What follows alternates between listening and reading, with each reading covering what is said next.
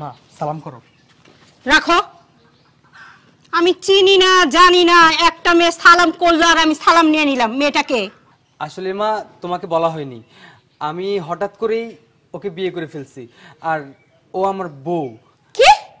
তুই বিয়ে করে ফেলছিস? তুই একবারও কি আমার কথা ভাবলি না? হ্যাঁ, সমাজের কথা না নাই দিলাম, কিন্তু আমার কথাটা তোর ভাবা উচিত ছিল। তুই আমাকে কেন জানালি না? আর এই প্যান্ট শার্ট পরে আসছে এ কিনা আমার ছেলের বউ, কখনো আমি মেনে নিতে পারবো না। এখানে যেখান থেকে নিয়ে আসছিস ঠিক সেখানে রেখে আয়। মা তুমি একটু ঠান্ডা হও, তুমি একটু বোঝার চেষ্টা করো।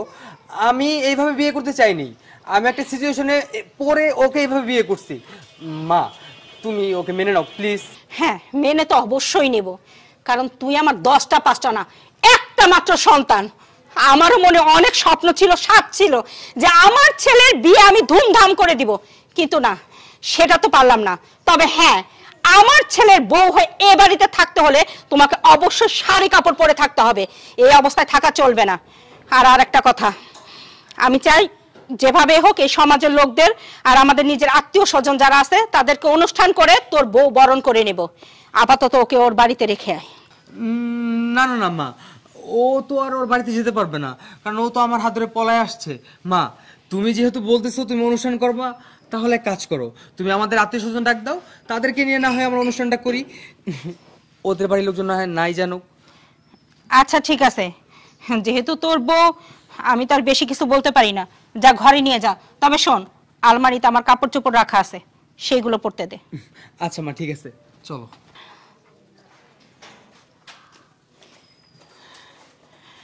আমার একটা মাত্র সন্তান, ও যে আমাকে এভাবে কষ্ট দিবে আমি কখনো ভাবতেও পারি নাই। কি আর করা, এখন যেহেতু নিয়ে আসছে, মাইনে না নিয়ে তো উপায়ই নাই। কি করব, সমাজের কাছে না একটু ছোট হলাম। কি ব্যাপার, কি হয়েছে? দেখো এখন কি মন খারাপ করে থাকার সময় বলো? আরে মা তো সবকিছু মেনেই নিছে, তাই না? কি হইলো? আমিও সব শাড়িটারি পরতে পারবো না। ও মা, এটা কেমন কথা হইলো? মা তো তোমাকে বলছে যে এই বাড়িতে থাকতে হইলে তোমাকে শাড়ি পরতে হবে, আর তুমি তো বুঝতে পারতেছো আগে বিয়ে হয়নি, তুমি যেভাবে থাকছো আমি কি তোমাকে না করছি বলো? মা যেহেতু চাচ্ছে না। আমি পারবো না, তুমি তো জানো আমি ছোট থেকে এসবই পরি। তুমি কেন বুঝতেছো না বলো তো? তুমি ছোট থেকে এসব পড়ো ঠিক আছে, বাট এখন তো তুমি আমার ঘরের বউ। আমাদের বাড়িতে একটা নিয়ম নীতি আছে, এই নিয়ম নীতি অনুযায়ী তো তোমাকে চলতে হবে, তাই না? আমি পারবো না। তুমি যদি মেনে নিতে পারো তাহলে আমি থাকবো, আর না হলে আমি চলে যাব। আরে বাবা, চলে যাওয়ার কথা কেন বলছো? আর দেখো তুমি তো বুঝতে পারতেছো এইসব ড্রেস পরে তুমি এক বাড়িতে থাকবে, এটা কেমন দেখায় না? সমাজের লোকজন কি বলবে? তুমি একটু বোঝার চেষ্টা করো, কেন বুঝতেছো না বলো তো? আর মা তোমার আমার সম্পর্কটা মেনে নিচ্ছে, আর তুমি যদি এখন মার কথার অবাধ্য হয়ে এইসব ড্রেস পরে থাকো তাহলে মা কি ভাববে বলো তো? হ্যাঁ, একটু বুঝো, তুমি এসব ড্রেস আর পরো না। মা যেহেতু বলতেছে শাড়ি পরতে, সেহেতু শাড়ি পরো, সমস্যা কি? সীমা, আমি আর শুভ তো বিয়ে করে ফেলছি, আমি এখন ওদের বাসায় আছি, তোরা আসিস। কি ব্যাপার বৌমা, তুমি এখন এইভাবে বসে আছো? তোমাকে আমি বলি নাই যে কাপড় চেঞ্জ করতে? কত লোকজন আসতেছে তোমাকে দেখার জন্য, এই অবস্থায় দেখে তারা তো কানা ঘুষা করতেছে। আমি পারবো না সব শাড়িটারি পরতে। আমি ছোটবেলা থেকে শার্ট গেঞ্জি পরে বড় হয়েছি, আমি এগুলোই পরবো। আশ্চর্য তো, তুমি এই বাড়িতে আসতে না আসতে আমার মুখে মুখে তর্ক করতেছো। দাঁড়াও, দেখাচ্ছি মজা। আমার ছেলেকে আমি এখনই বলতেছি। শুভ, এই শুভ, কই গেলি? এদিকে আয়। মা কি হয়েছে, এইভাবে ডাকতেছো কেন? ডাকতেছি কি সাধে? তোর বউকে কখন বলছি যে এই শার্ট প্যান্ট খুলে অন্তত কাপড় পরো? সে তো আমার কথা শুনবে না। গ্রামের লোকজন আসতেছে দেখার জন্য, তারা দেখে শুনে আমার কাছে যাতা বলে যাচ্ছে। এই গ্রামে তো আমার একটা সম্মান আছে নাকি? যা এক্ষুনি ভিতরে নিয়ে যেয়ে কাপড় পরাই নিয়ে আস। আচ্ছা শোনো না, তোমাকে তো আমি বললাম যে যাও তুমি এই ড্রেস আপগুলো চেঞ্জ করো, চেঞ্জ করতেছো না কেন? আমি পারবো না সব শাড়িটারি পরতে। যখন পারবাই না তাহলে এক কাজ কর, ওকে ওর বাপের বাড়ি রেখে আস। রেখে আসতে হবে না, আমি নিজেই চলে যাব। আরে আজব তো, দাঁড়াও, তুমি কোথায় যাবা? মা তুমি বুঝতেছো না কেন? ও এইসব পরে থাকবে, থাক না, কি হয়েছে কত? না, আমার বাড়িতে থাকতে হলে ওকে কাপড় পরেই থাকতে হবে, নচেত না। না মা, ও যেহেতু পড়তে যাচ্ছে না, ও এইসব পরেই থাকবে। তাহলে বাড়ি থেকে তোরা দুজন চলে যা, আমার একজনেরও দরকার নাই। মা এই বাড়ি থেকে আমি যাব না, যদি তোমার ভালো না লাগে এই বাড়ি থেকে তুমি যেতে পারো। আমার বাড়ি থেকে তুই আমাকে তাড়িয়ে দিচ্ছিস? দেখো মা, বাড়িটা তোমার ছিল, কিন্তু এখন বাড়িটা তোমার নেই। তোমার কি মনে নাই যে তুমি বাড়িটা আমার নামে লিখে দিছিলা? ও সত্যি তো, আমি তো ভুলেই গেছিলাম যে আমার একমাত্র আদরের সন্তানের কথা ভেবে আমি অনেক আগেই এই বাড়িটা তার নামে লিখে দিছি। ঠিকই তো, আমার তো এই বাড়িতে থাকার কোনো অধিকার নাই। যেতে হলে বৌমা তো না, যেতে হলে এই বাড়ি থেকে আমি যাব, আমারই চলে যাওয়া উচিত। ঠিক আছে শুভ, তোরা ভালো থাক, আমি থাকবো না তোদের মাঝে। হ্যাঁ, আমি চলে যাব, আমি চলে যাব।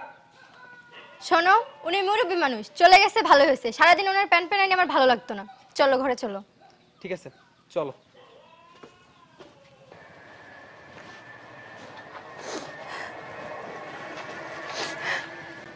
আসসালামু আলাইকুম আপা। ওয়ালাইকুম আসসালাম। আপা, যদি মনে কিছু না একটা কথা জিজ্ঞেস করি, মানে এখানে শুভদের বাড়ি কোনটা একটু বলবেন? শুভ কিসের জন্য? মানে আরে বলেন না, আমার মেয়েটা নাকি শুভর সাথে পালিয়ে আসছে, এই জন্য একটু খোঁজাখুঁজি করতে চাপা। ও আসলে শুভ আমারই ছেলে, আর আপনার মেয়ে আমার শুভরই বউ। ওরাই পালিয়ে বিয়ে করছে। শুভ আপনার ছেলে? ভালো কথা, তো আপনি কান্না করতেছেন কেন সেটা বলেন তো। ভাইজান আসলে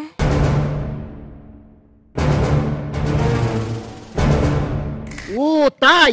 আমার মেয়েটা যে বিয়াদব, এত বড় বিয়াদব, এটা তো আমি কল্পনা করি নাই। চলেন, আমি দেখতেছি।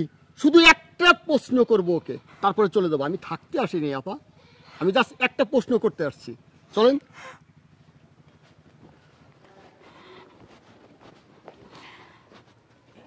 এটাই হচ্ছে শুভর বাসা। এটা? আচ্ছা। সঞ্জয়দা, এই সঞ্জয়দা।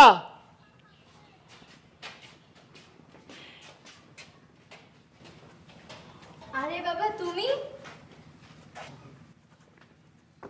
হ্যাঁ আমি দেখতে আসলাম, তোরা কেমন আছিস? আসলে বাবা, আমি তোমাকে না জানিয়ে শুভর হাত ধরে পালাই এসেছি। বাবা তুমি আমাকে ক্ষমা করে। ছাড়, স্পর্শ করবি না আমাকে।